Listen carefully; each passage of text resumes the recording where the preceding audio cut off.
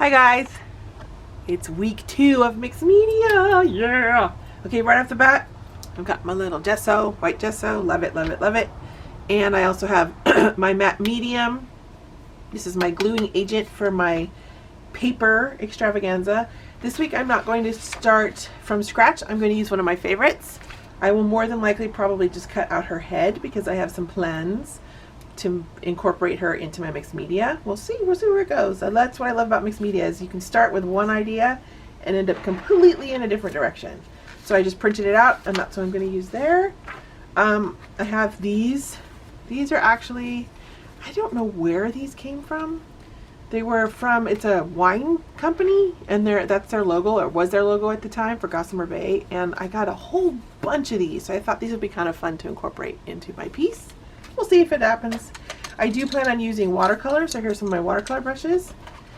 I'm going to use the complexion palette from Prima, one of my favorites. You can tell it's very well loved. And my other Prima palette, it's Terrain. It's all earthy and naturey colors. Here's a little guide to their colors. So beautiful. I'll probably use mostly the greens and maybe some of this mustard, this bottom row here. Maybe. It's going to change, I know. My pieces never end up what I imagine. And this is all my Daniel Smith. Love, love, love. I'm going to also incorporate charcoal because I'm obsessed with that right now. So it's going to make an appearance in probably all of my mixed media. I'm going to work on the Artistica 100% cotton, hot pressed, 140 pound. I said this last time and I'll say it again. This is on a block, which means all 4 sides are glued down. So I can just work directly on this. If you don't want to and you still want to glue it down and create like a taped edge, I like sometimes the white border that is left if you rip it out and tape it down to a like chipboard or one kind of like a sketchboard or something, and then you can get that really cool. If you plan on doing like a full piece where it's got a lot of color, then you'll tape it down and create that white border. But otherwise, you can work straight on here and it keeps it from doing a crazy warping. It does a little, but not out of control. Not at all. Derwent graphite blocks. So I'm new to these and I'm in love with these two right here. I love these two colors. They're pretty fabulous. Let me see if I can find something to...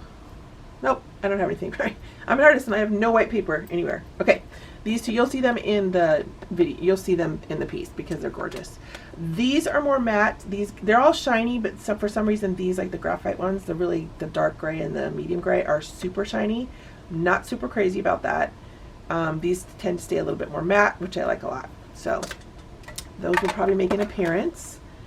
I have a selection of papers. This is from an old dictionary, vintage. I love the vintage. The more vintage, the better. And I have all different kinds of papers, front and back, all kinds of fun stuff. Not all of this will make its play or make its way into my piece, but I like to have choices. It's been fun because I put, I use this for something. I put mixed media aside for so many years to go through all my stuff that I've kept because I gave a lot of it away. To go through some of the stuff that I've kept has been really fun to see. These are pan pastels. They're actually, I'm very new to these, but I really like them a lot. They have a really rich pigment, and you just take this and you rub it in, and then you can rub it directly down onto your piece that you're working on. So far, I've only really used it on the Artistico, the 100% cotton. I would imagine it would work well on cardstock, on cold press. It just, of course, cold press has a texture to it, so it'll have a little bit more of a different finish. But this is also very smooth. On my page, Next Generation Art on Facebook, a lot of people have been talking about how to get the smooth textures, skin texture, and people use this. They'll do like marker or they'll do colored pencil, and then they'll go in with, or both, and then they'll go in with the skin tones, and they'll just smooth it out, soften it out to get that really smooth complexion. This stuff is pretty great. The only thing is that this stuff is pretty powerful, so it dominates whatever mediums you put it on top of for the most part. You might see a little bit, but for the most part it's pretty strong. So you'd have to be okay with that in order to use it. Also, I suggest you play if you haven't already. There might be some bubble wrap magic happening. Yeah, so I'm actually really excited. This is fun. It took me a little while to figure out what I was going to do, but I'm excited. really quick, thank you for being here. Thank you, thank you. If you want to stay in touch and keep up with these How To Tuesday videos, please click the subscribe button and click the bell, and be sure to like and subscribe and share. The more people that know about this, the better. Only because I get to use this forum to educate and to share what I know, to share the knowledge I know and I love sharing. And this is like a dream come true for me, because I have been a teacher pretty much my whole life since a little girl. So to be able to do it on a forum like this where I can reach millions of people is pretty magical. So thank you so much for being here, and let's get started. Hi you guys, I'm going to talk a little bit about why I used my one of my pieces. I hear a lot on my group that people like sometimes they work in a journal, sometimes they work on a loose sheet, and they get stuck, or they're not crazy about certain parts of the things. Like they really like the face, but they're not crazy about the background, or should they should add a background, or if they should change their background. And sometimes when you're committed to one piece of paper, it's a little more scary. So I wanted to use this as an example to, I guess, basically give yourself permission that you don't have to, it doesn't have to stay, especially in mixed media. You can cut things up, cut things out, change things around, add a whole new look to something just by tweaking it. So I used the original, which was at the time just a watercolor piece, and I removed her and turned her into this. Or I removed the hair, I should say. The hair was there, and then I cut it out and did this because I wanted to give you guys an example of what it is to change your mind, to switch things up, and to see your piece, which I loved. This is one of my favorite pieces I've ever done. I use it a lot in my print material and stuff because I love this image. But I loved it so much that I wanted to tweak it and see what else I could do to it. I still have the same similar color palette. I still have the greens and the earth tones and the oranges and stuff. Added a little bit more darker with the black in there and stuff. But it's a whole new piece. And I think personally as an artist that's very exciting. It's very exciting in the sense that I'm not stuck. I'm not committed to just one thing. And I used the same image, one that I loved so much, and turned it into something completely different. So I thought it'd be fun to challenge you guys to do the same thing. Everybody has one piece that they absolutely love. One of their illustrations, one of their faces, one of their portrait pieces.